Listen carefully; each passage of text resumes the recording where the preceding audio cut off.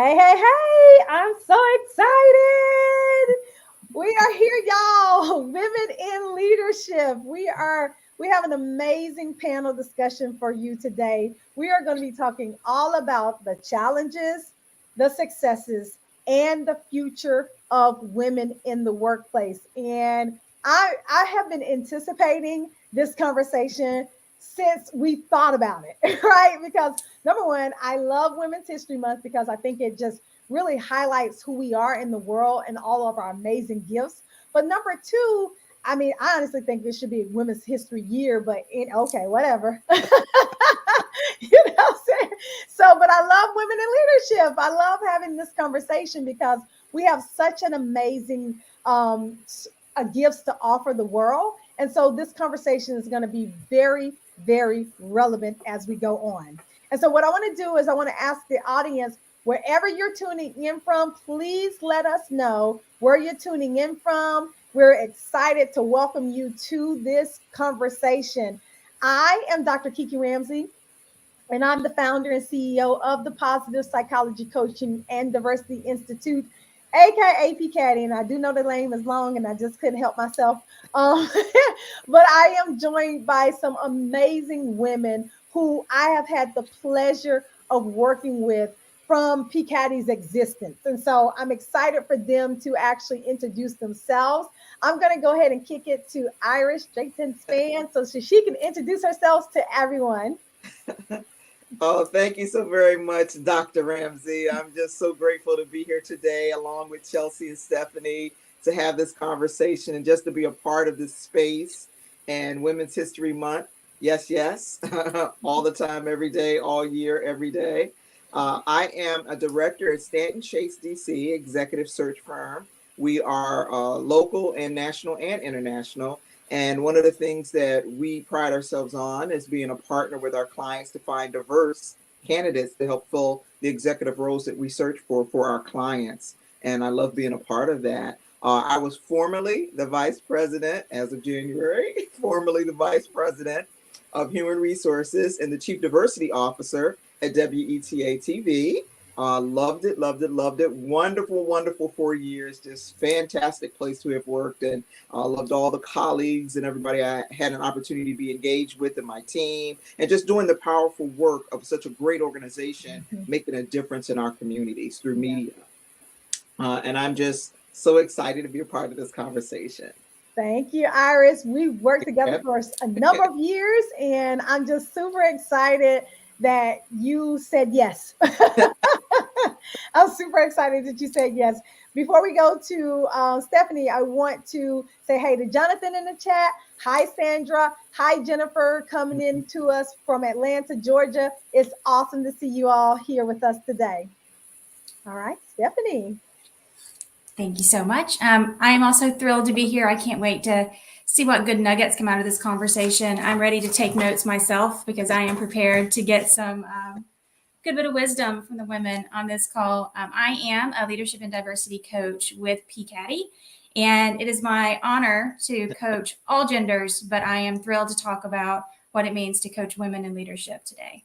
Yay. Thank you. Thank you. I'm so glad you're here. Well, I guess that leaves me. I am Chelsea Parkinson. I'm the director of coaching at PPCaDI, and also I'm the chief of staff for a social media monetization company as well. So being a woman in leadership roles is something that I do daily. And so I'm really excited to be here and to talk about this. I previously worked inside the DoD, so I have some very interesting insights into women in leadership and kind of the federal versus the private sector, and some things that I have learned in my career. And I am so excited to be here. I love when we hop on and get to chat about these really important topics. Yes, absolutely. And thank you so much for being here as well. I love that I get the honor of working with such powerful women, whether it's inside of PPCaDI or from a client organization. So this is really fun because I feel like we have a bunch of different perspectives and collectives in this one room right now. And so I'm excited. Someone else just joined us from Mobile, Alabama. So welcome to the conversation. If you are just joining us, let us know who you are and where you are tuning in from. We're excited to see you. So let me just kick it off like this. we're inside of Women's History Month, which is one of the real reasons we're talking about women in leadership. But why is it important for us to be talking about this right now, with everything that's still going on in our world? Because there are a lot of things that's happening even at the moment that we speak. Why is it important that we have this conversation right now, though? I think the woman's voice is such a different and unique perspective, first of all. Yeah. And where we come from and how we think and how we approach things and how we look at things, whether we are leading, supporting, guiding, partnering in the workplace and outside of the workplace, we bring a unique and different perspective to the conversation. And I know one of the things that I so enjoy about so many women I've worked with in leadership roles at different organizations is we always take time to pause.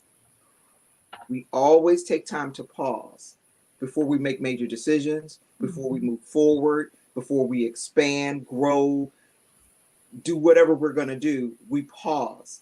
And that's something I've noticed with so many different women that I've worked with in leadership positions and leadership roles. They're going to ask the questions nobody else is asking, and they're going to make sure to stop and think through before making decisions about things. And that's, I just really think our unique perspective is so vital to have in the room and in the conversation. I love that. I love that. I do too. Yeah. I think our perspective is super unique, and we need our voices, right? Like, we absolutely need our voices in these organizations. Chelsea or Stephanie? I always think about what's possible. So as a woman who started her career very young inside the Department of Defense, where there weren't a lot of women in leadership, there wasn't a lot for me to look at what right looks like and to know that there was possibility. So now that I am a chief of staff and a director of coaching, I love the idea of being what's possible and now highlighting to those women that are entering the workforce to say, this is where you can go. This is what you can create, and this is what's possible for you, because everybody in the room here has done it. Everybody here has gotten to a leadership position, in some capacity. And I love that we can show what right looks like, and that this is something that you can do, and let's be a part of that conversation. Ooh, yes. Yeah. I love that. What right looks like. I love that. I like that. Definitely. I love that too. And I love, Iris, when you mentioned the pause, because I think about how many women have left the workforce during the pandemic. I saw a statistic, I think something like 54 million women left the workforce just in the first year of the pandemic. And at that point, that put only 47% of women in the workforce.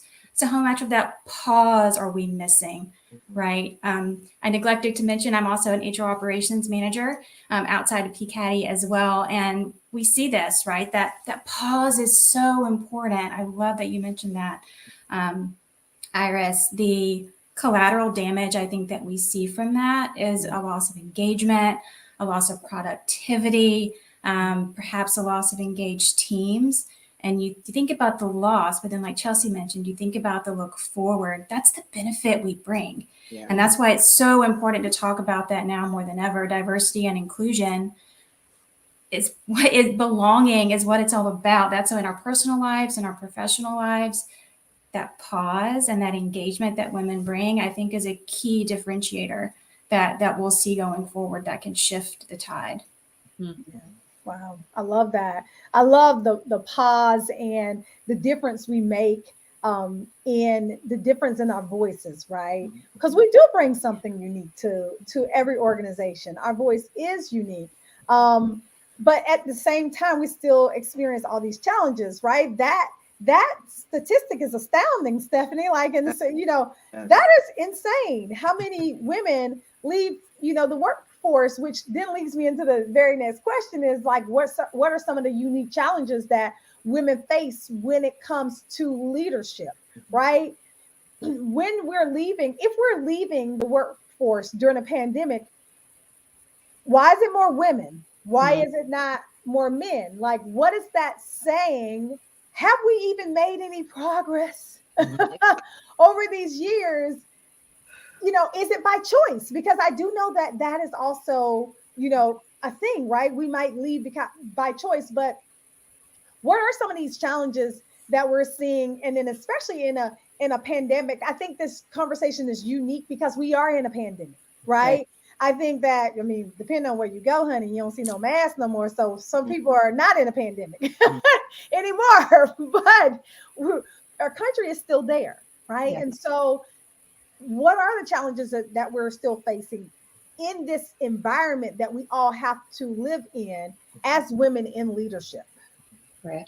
I think it's that evolving question. I'll jump in because I'm a pandemic mama. I had my daughter right before the pandemic hit, and I was still in the DoD. And at the time, the DoD did not have maternity leave in the agency that I worked in. And so I got bumped up against this very unfortunate circumstance when I was ready to come back to work, that COVID had started, and I had a very young daughter, had an infant, and there was no protocol in place for COVID. And so I got stuck between a rock and a hard place and I'm in Florida, and I think most of the rest of the country knows how Florida handles COVID. So what was I to do? I got stuck in this very parental and unique situation of, do I return to work when there's nothing in place for COVID? We didn't know a lot about it yet, certainly not about how it could impact my daughter.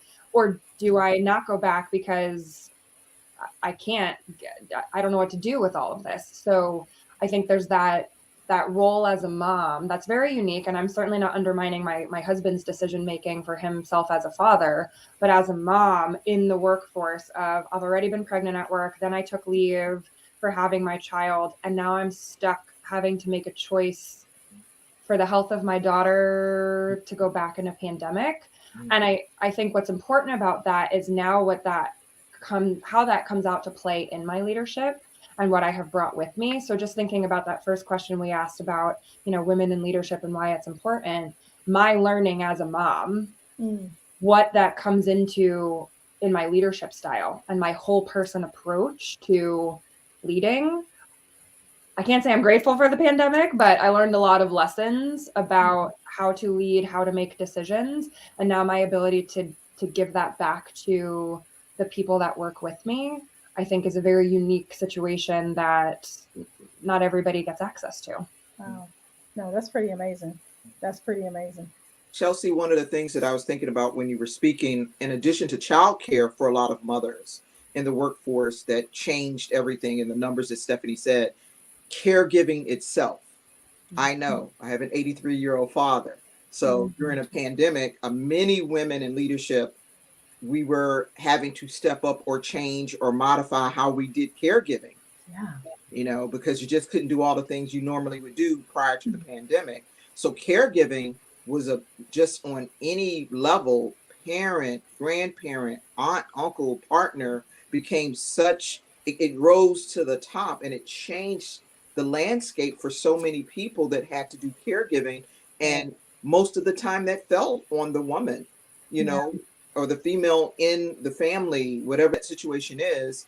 And it changed the dynamic. And I know that was a big contributor to a lot of women that might have left the workforce during this time, and especially in leadership roles, because, if you're caregiving and the person lives with you, it's so different than you're caregiving and they live somewhere else.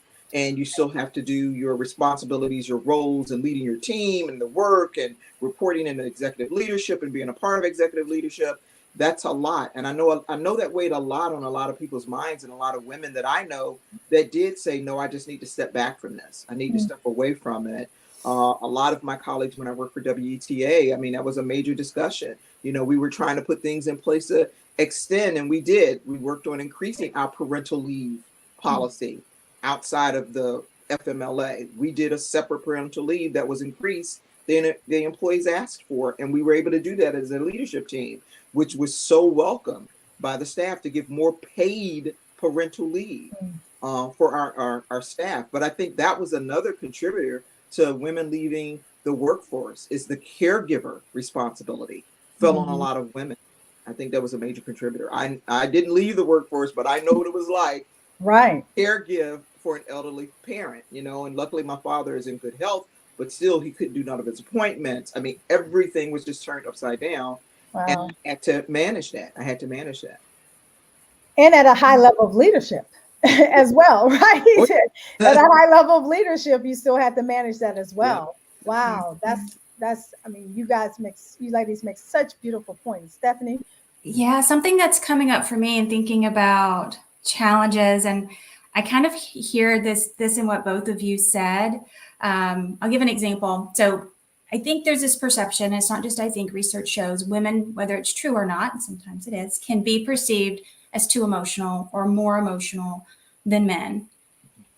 And I had a leader that I was coaching recently, and she mentioned this. She wears strengths-based organization at PPCaDI, and I'm a strengths-based coach. And we were talking about her character strengths, and one of her top character strengths is love.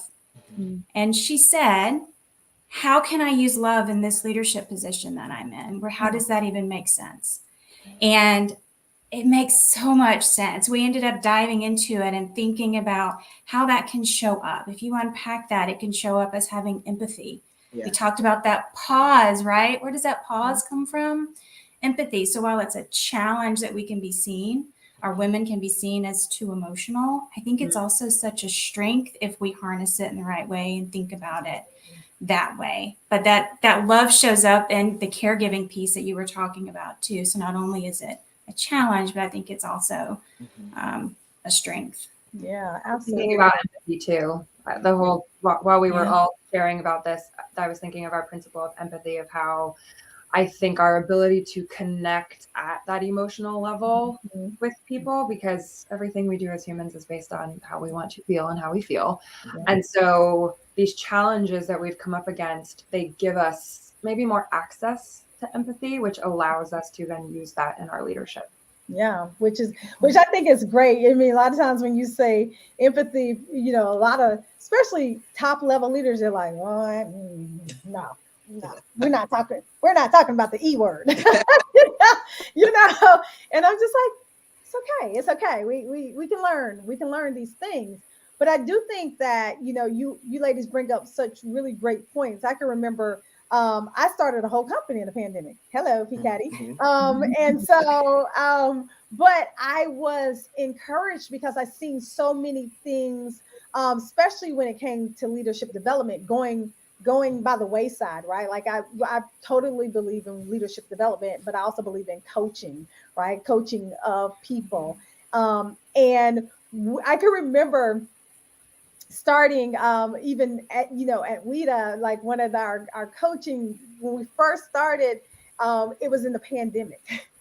And so a lot of what we did in that whole coaching engagement was help us learn how to manage through this thing called the pandemic as leaders.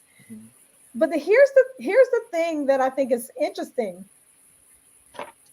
I know that this leadership development coaching works, but I also still think that a lot of people are still struggling with virtual, struggling with, caregiving still, right? We're still having those issues even to this day.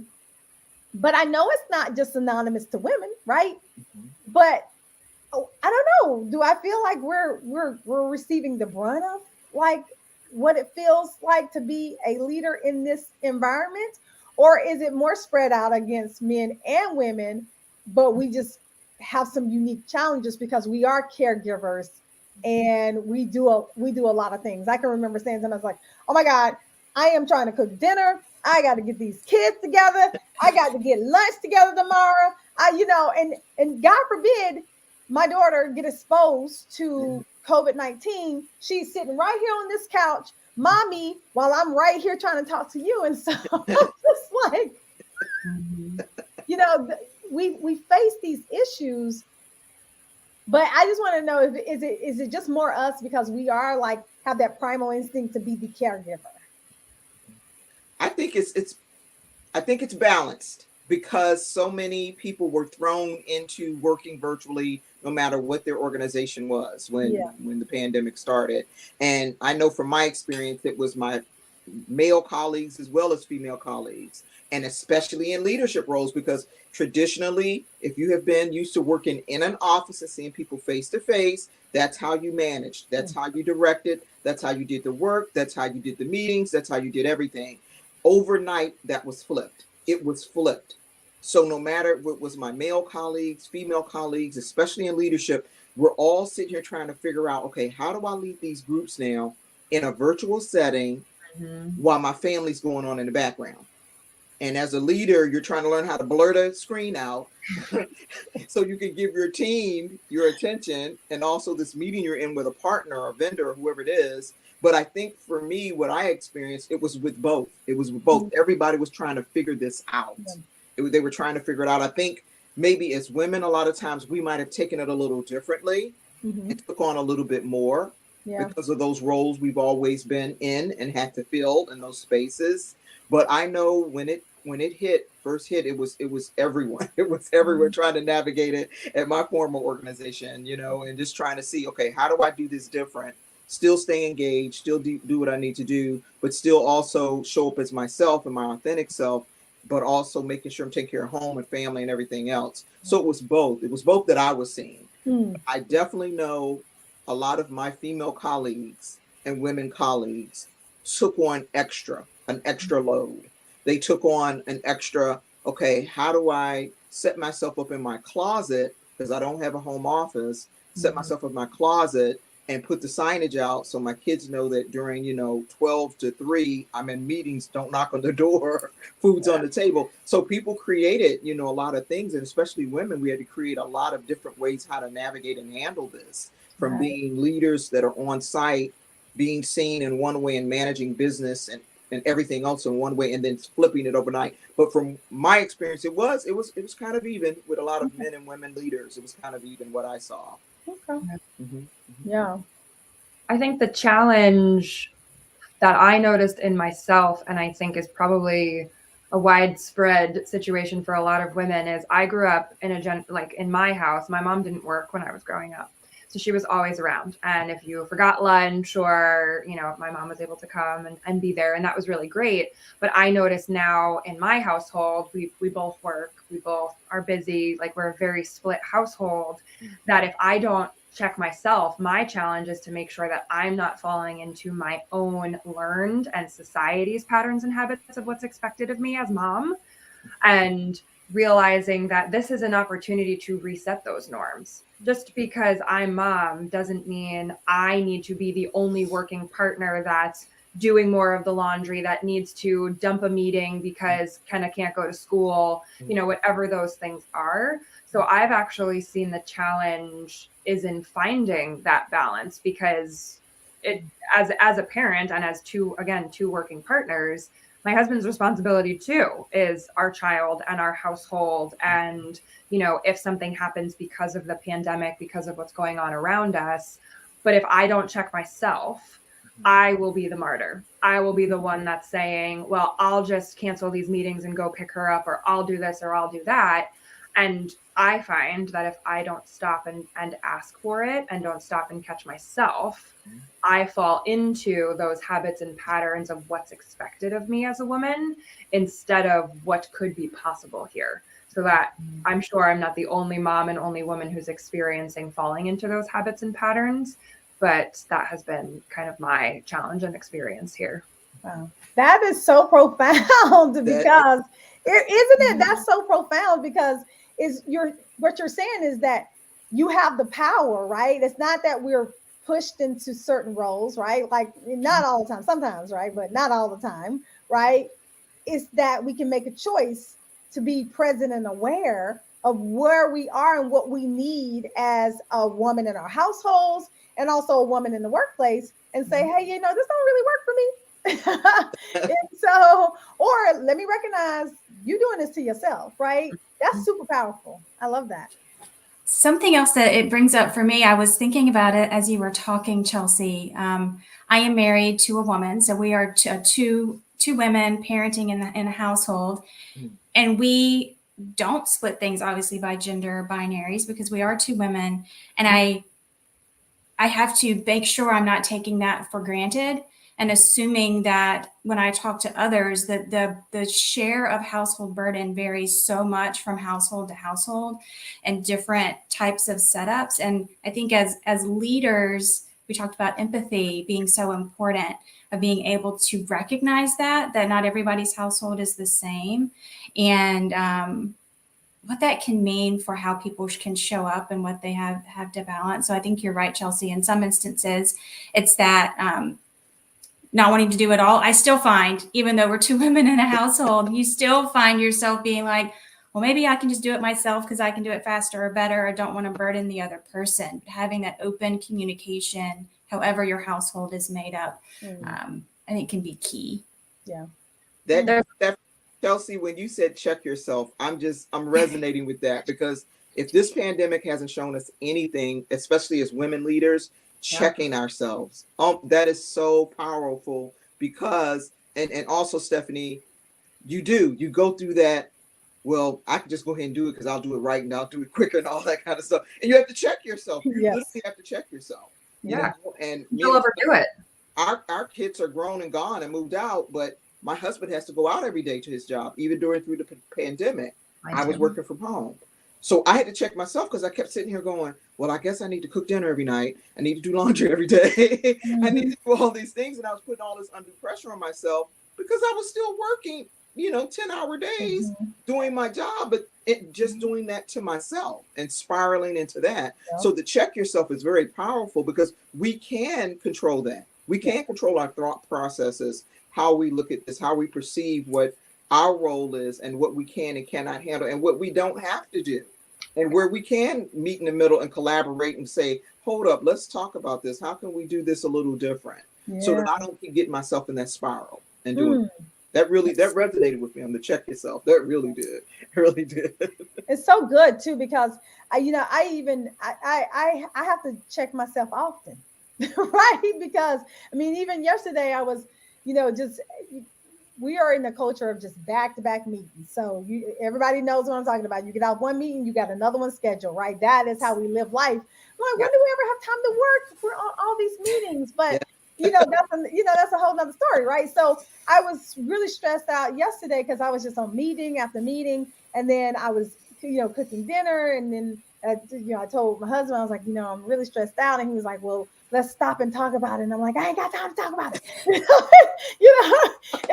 And he's like, no, what I'm asking you is, what can I do to help you to take some of these things off your plate, because I'm here. And I was like, oh. Yeah. And I was like, oh, okay. Well, and I'm just like, I know he's there, but at the end of the day, I might not utilize his resources as much as I should or could.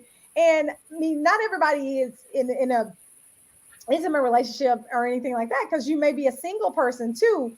Sure. But at the end of the day, what we have to do is probably try to find out what our resources are. And if we don't have resources, maybe we got to try to look for resources that are going to help us manage, because we are still human beings, and you can't go and do it all and expect to be at your highest level. Yeah. And that's a good point you make about whether you're married, single, divorced, whatever your situation is.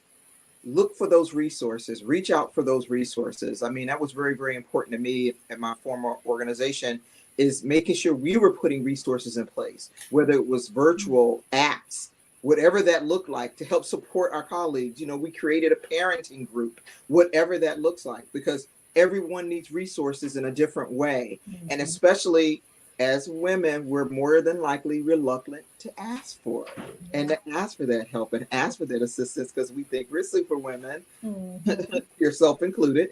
And I'm speaking from my space at all times.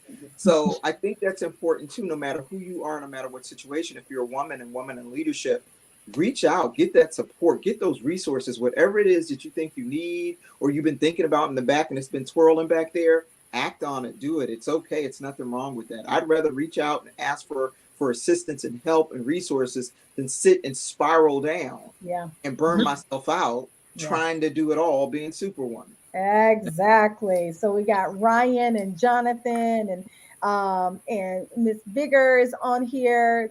They resonated with caregiving and the empathy and finding your voice. Can be a challenge. It definitely can be a challenge, especially when it comes to interpersonal relationships and relationships within, even within the workplace. I just want to let everybody know, if you have questions, please pop them in the chat for us. We'll try to leave some time to see if we can go through any kind of questions that you might have that may be specific to to yourself and to your organization. So we would love that. If you're just now joining us, go ahead and pop in the chat where you're joining us from. And so I want to talk about this whole topic of having a seat at the table, right? Mm. I did my whole research. Hey, Brandy, thank you for and she said, check yourself. Powerful. Yes, I agree. I got my PhD a little while ago, and I studied positive psychology, coaching, and women in leadership, and whether it works or not. And yes, it does, which is why I created PPCaDI. But more than that, I talked a lot about women, having a seat at the table. And if any of y'all don't know the adage, having a seat at the table is meaning people, women being invited to top leadership positions in the organizations, having a voice, a true voice, and having decision-making capability, right? Do y'all think having a seat at the table is a played out topic now? Because I know there's been like some, talk about it like, oh, I'm so sick and tired of women talking about a seat at the table, whatever, seat at the table, that kind of thing. What do y'all think about, having a seat at the table? And is it still relevant today? I mean, right? Here's what comes up for me. I remember when we were talking about what was important for this month for us to cover in our blog posts and in our videos. Something that was very important to me was the idea of diversity not being just a number.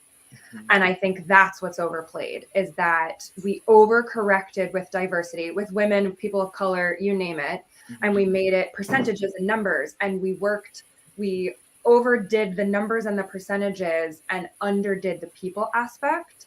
And so I think where the frustration comes from both sides is that we pushed people into positions to meet a quota and perhaps didn't give them what they needed to be successful, which was not a helpful way to try to solve these problems. Because now anybody who has a confirmation bias of, well, women shouldn't be in this role or this type of person shouldn't be in this role, unfortunately, we proved them right by not preparing people to be where they were. So I think that is one side of the story. And then the other side of the story is feeling like you're a number. And like you were only gifted the opportunity because you were a woman, because you were this, because you were that, or that being held against you. So I think the played outness is when diversity became a very hot topic, we did not approach it from a people first perspective. We approached it from a details perspective. And anybody who's ever coached with me knows I don't like details. When we get hung up in the details, we're not doing it right, because underneath all of the details are the people. Yep.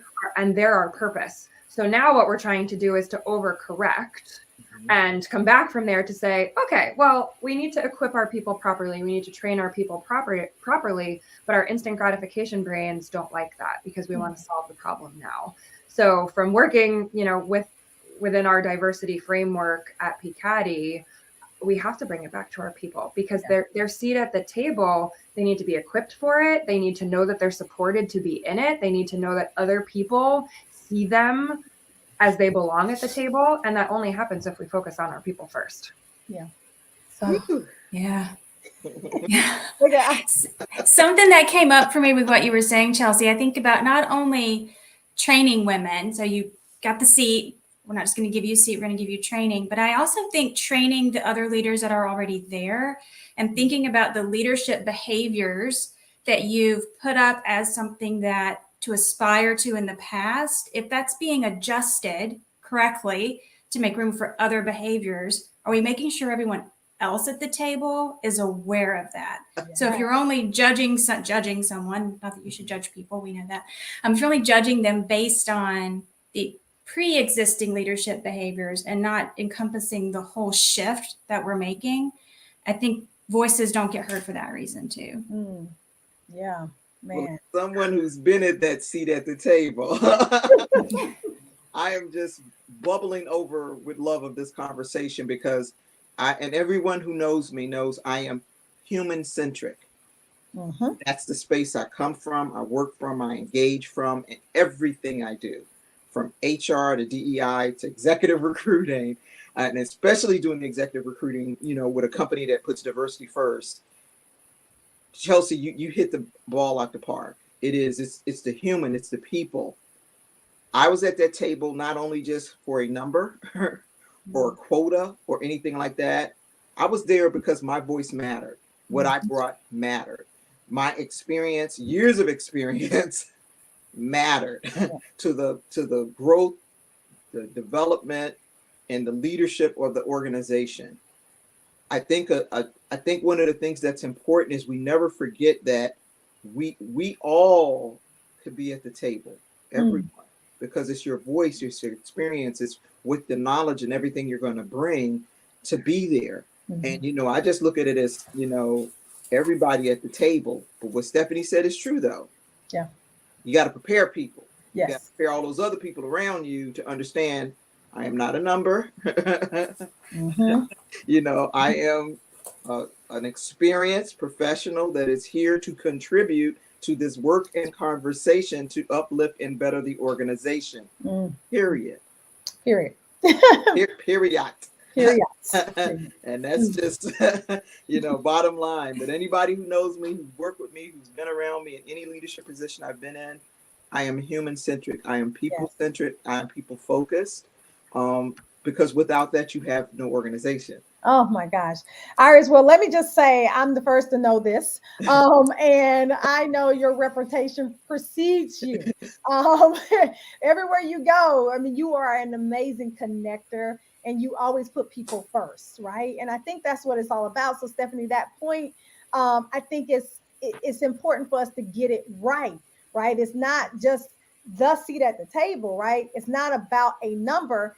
It's about what this person can bring to the table to contribute to the organization as a whole, right? And I don't think that we understand that enough, and understand that having the difference of voices at the table also makes your organization way more successful, because now you're actually speaking from a place that represents the body of the company, right?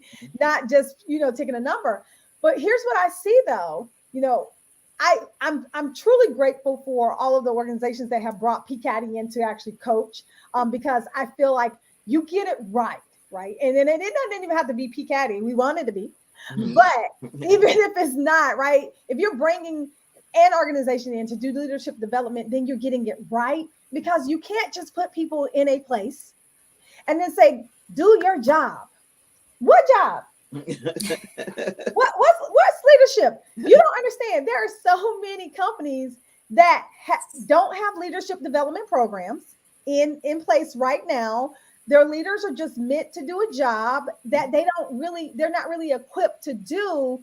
And so we're out here and we're struggling, and you think people are incompetent, but that's not the truth. It's just that people need to be trained to do a job and to do it well a lot of times, because leadership you don't have to be born with leadership. You can learn how to be an amazing leader through some development. But I do think that people are just saying, you know what? We need to tick a box. And so therefore we're going to put a woman in here. We're going to put a Black person in here. And now we're good. And they don't give them the support that they need. And don't give them to start talking about equity, right? They don't give them the support that they need to be successful.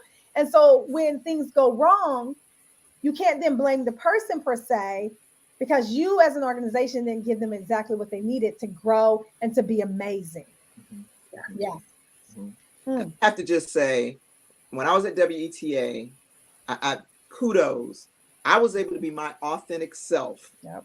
As their vice president of HR and chief diversity officer. I mean, it was me every day, all the time, from morning, noon, night, from every person in the organization, from the front desk to the top floor.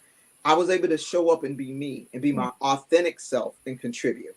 And, you know, I wasn't changing me to be like anyone else because I know my unique voice was going to be a contributor to the success of the organization. And I just have to give them kudos that I was able to come and be that and do that. And another big shout out to Dr. Kiki Ramsey, because she helped lead our organization through diversity coaching for our senior leadership. That was huge and vital and important. And I speak to so many people about that at different organizations. If you haven't done it, do it. Take your leadership through it. You know, diversity is more than just race and ethnicity and gender. It's so many more parts to it. And I think that program is just so powerful and impactful for anyone who's in leadership to go through that at an organization. It's a game changer. It's a game changer. Wow. Thank you for that. I really appreciate it. We love this work. We love helping leaders. That brings me into, you know, this next question though, is are there enough women in senior leadership? Right? Senior. I'm talking VP and up, like executive leadership.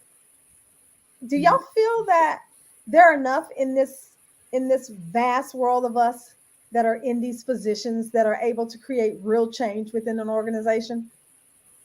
I mean, probably not in the balance of the population. If we're talking about 7.5 billion people, how many women make up that portion of it? Yeah. I would say no. If I was thinking about this from a pragmatic, so I am one of 4 in a C-suite, and I am the only one of 4 that is female. And if I think about it in that regard, my answer would be no.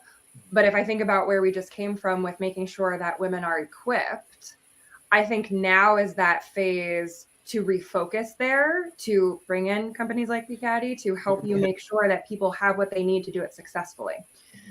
That's important because we forget that. So in order to not just be a number, to not be, are there enough from a purely numerical standpoint, are there enough that have what they need to be successful to then make it possible for the next waves and generations of women to do it the way that it needs to be done? Again, what right looks like. So if we're not focusing right now on what right looks like and how we cross that bridge to get there, there will never be enough because the narrative will continue to be, well, women can't do it as well, or this chunk of the population can't do it as well. So are we focusing on our workforces right now and giving them what they need to do it right so that we can have enough? That's my kind of spin in my head right now with that question, Kiki. Yeah. Yeah, I saw a study recently by McKinsey and Company that talked about that broken rung at the first level. It's like for every 100 men that are promoted to manager, only 86 women are promoted. So if we're missing that, like Chelsea's talking about, like, are we equipping? If we're breaking the rung at that first level and it just breaks more, the higher up we go, it's just getting worse. So then there's not enough at the top level and there's not enough at the first rung because it's breaking. And I do believe part of that is what I talked about in terms of what we consider leadership and how that's been addressed systemically and over time, and getting that adjusted as we go forward can help a lot. And I mean, we've already talked about the number of women that left the workforce. So the pandemic has sort of worsened that pipeline problem. We can bring in more flexibility in the workplace, change the way we think about leadership behaviors, and maybe the hours people have to work to show up as leaders. If we need to, we can help fix that broken rung as we work up to get to the top. Yeah. I think one of my big things is for women, you do belong there. And I think it's a mind shift for a lot of women that you have to realize for yourself. 100%. I do belong in that. I can be in that, and change the narrative in your own thinking from, oh, it's only them or only they can do it. And that's all I've ever seen. I could never be that. Change the narrative in your thinking. I do belong there. I can be there. I can contribute there, and I'm going to work on getting there. And I think that's the mental shift as a lot of women you have to do. You have to do that. No, I love that. And I'll bring this up because it's just what's on the forefront of my mind. There's a broad vast of like women in terms of diversity, right? And so we have women, but we also have white women, we have black women, Asian women, Indian women, gender, ethnicity, all of that, religion, and everything like that. And I don't think that it is represented across the board when it comes to that. So because you may even see some organizations that get it better than some who do have women on their leadership, but then they might not have any women of color, right? And so we have to still think about all of diversity when it comes to a woman, not just checking the box in terms of a gender, but what does it look like to have complete diversity, in your C-suite, in these top levels? And I think that is important. I think you said it, Stephanie, is, having women on that first rung is going to be so important for them to get to the next rung. But I was talking to an organization who was saying, we want to do a sponsorship program, but we don't have enough women up here to sponsor women down here. Yep. So you don't have enough women in the C-suite, the top spots, to sponsor the women down here. So do we then ask the men at the top to also then be sponsors of the women, who are on this level as well? And so these organizations are having these true issues when it comes to this. But you have to ask yourself, why is there this 86 versus, to every 100? What is that? Because it's not skill. We know that. Research says there are more women graduating from college than there are men, right? Like, so where's the breakdown in the transition from, mid-level management to senior leadership? Where's that transition? And if we get that transition, you have to give women the power to bring others up, right? Iris, that's what you did. Like, you continue to do that. You bring people up with you, right? And I think that that's so important for us to be able to do. And so my question is, do you think that there's enough women who are actually sponsoring, mentoring, and bringing other women along with them up through the leadership ranks in their organizations? I think it's a lot more work that needs to be done in that space. And a lot of times you have to help people understand how to do it, because some people might not realize, okay, if I'm going to sponsor this person, what that entails, what that looks like, how many hours, but also let go of your ego. I'm sponsoring this person not to take my place or to take my spot, because it's only so many spots, but I'm sponsoring this person to help equip them to move up, period. Just look at it like that. No matter who they are, no matter where they are, I'm doing it for the sake of doing it to sponsor them and lift them up. One of the things you said, and I started thinking about, Kiki, was if it's not a sponsorship person at the organization that's a woman to sponsor someone else, get a sponsorship person that's a woman outside of the organization that's at that same level that can help work with that person to help bring them up. So to me, I look at it, stop finding excuses. Let's find solutions to the problems or solutions to these issues that you're bringing up, because solutions are out there. You have to think innovatively out of the box. But I'm just such a big believer in the person being the sponsor. You got to get out of your own head and out of your own way and look at what you're doing and why you're doing it and just do it. Like Nike, just do it. That's the only way we're going to keep uplifting and bringing up other women, no matter who, whatever race, ethnicity, whatever gender, but especially women, period. We have to do that. But I think a big thing is, if I don't have it here in the organization, here's this other organization. I know all these women on boards at this other organization. Let me reach out to them. Let me see if they can sponsor someone in my organization, because we don't have it. Let them work with them. Right. And then when a space becomes available, or we make room, or we, to me, you make room. Come on, Iris. Room so others can be brought up to that. It's all about thinking innovatively. It's all about thinking outside of the box, because what got you here won't get you there. So you have to think of it in a different perspective, in a different way. Yeah. Okay. You know, Iris, you keep talking about belief systems, and I think we're spirit animals because belief systems are one of my favorite things to think about. And you've talked about it in two different instances now. And I think in both of those instances, so I'm going to kind of go off topic and come back around. In the Santa Claus, there is a line, and I always think about this when I'm thinking about belief systems, where the kid is talking to his dad, and he says, well, you've never seen $1 million, but that doesn't mean you don't believe that it exists. And he's talking about Santa, right? Like, you don't have to have seen Santa to believe that he exists.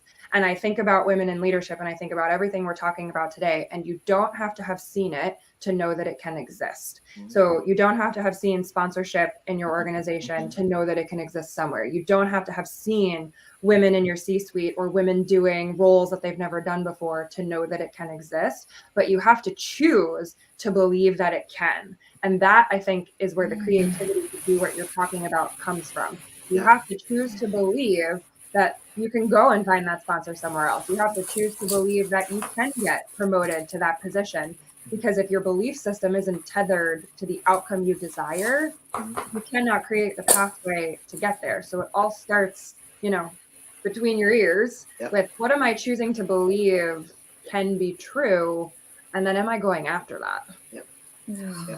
I had to pick up my notebook and write that down, Chelsea.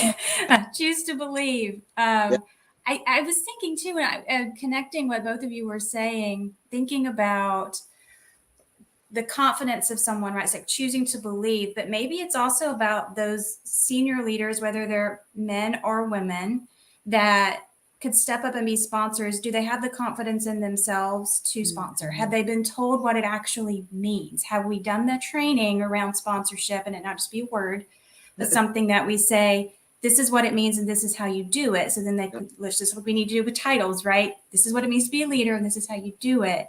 Perhaps that can make a big difference in people being willing to step up and take part in it when it's not some buzzword that's out there that everyone's saying to do. But it's tactical and actionable, and this is how. And we go back to training, right? We go back to coaching. We go back to leadership development, right? It's like a circle. Reinforce those beliefs. Exactly. You have to have something that's going to anchor these beliefs and help people. And the reason why I love coaching is because it's a process, right? It's not something that you do for this period of time and it's like you're done. It's like a process that you go through. And that's why I love it. And so, Ryan, you're absolutely right. Male allyship does matter. And so that's why we're having these conversations, because we don't operate in a vacuum in these organizations, right? We operate as teams. And so it's super important for us to be that. So last question, we only have a couple more minutes left. So it's like rapid fire. What is the future of leadership in the workplace? Woo! What do you think the future of women is in the workplace? Can I start and kick us off? Yes. I have to first say leadership looks different, and it can be different in an organization, but also as an entrepreneur. And I'm thinking this because you have made an example of leadership. I can be a woman entrepreneur and be in a leadership role and running an organization and hire staff. So to a lot of folks that might be on this session and listening in, you can be an entrepreneur and be a leader, because you're going to lead your company, lead your organization, create this thing that you're going to bring to life and end up hiring people and bringing them, underneath you. So I think it works in that space too. It doesn't always have to be in your conventional, regular, traditional organization. So that's one. Two, we can't stop. This is all, you have to keep doing this work. And everybody that knows me at WCA, they know this all the time. And I say it even now at Stanton Chase. It's the journey.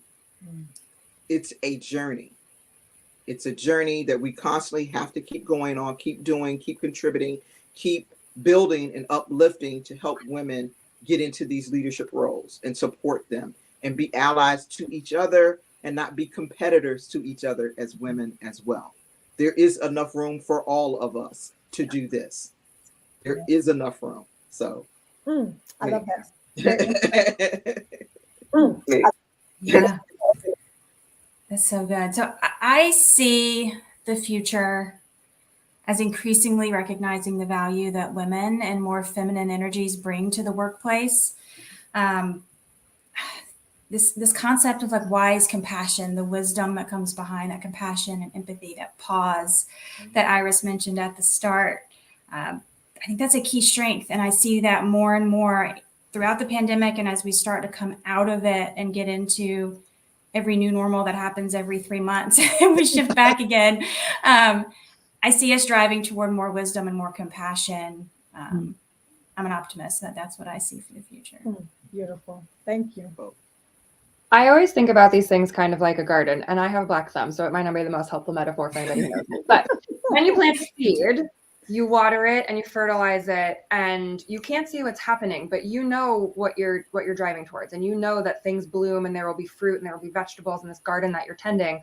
But for the first foreseeable future, you see nothing but dirt, and you're trusting that this thing that you're tending to is going to come through the dirt and see the sun, and then it will get momentum and start to grow exponentially from there.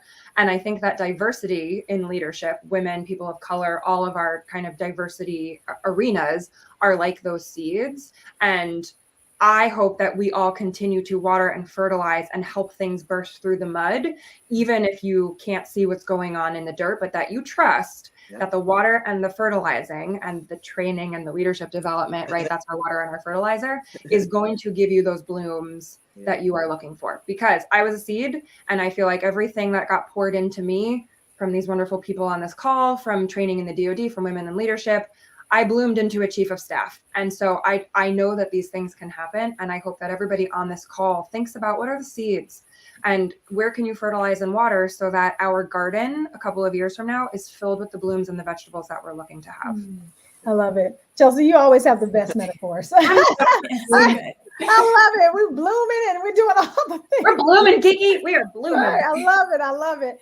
I think the future of leadership and for women is amazing, right? I ask myself the question every day, what's possible? What's possible, right? We are a strengths-based diversity company, and I'm a grandiose thinker, so I'm like 25 steps up this way when we might be right here, but I can see the future. And I ask myself, what's possible? And I know it is magnificent. We have so much power as women. We can run organizations. We can be at the top. Just so many things are possible. We are innovative. We're creative. We know technology. All these things are super possible for us to be in any arena that there is as a person, as a woman in leadership. So I think the sky is absolutely the limit. And if you are a woman and you're watching this presentation, Women in Leadership, I hope that you've enjoyed it. Just know that you have in you already what you need to be successful. And you've probably already done much more than you're giving yourself credit for. But on this day, I want you to stop, do the pause, like Iris Drayton Spann said, congratulate yourself on a job well done, and set some even higher goals for where you want to go. So, ladies, thank you so much for being here.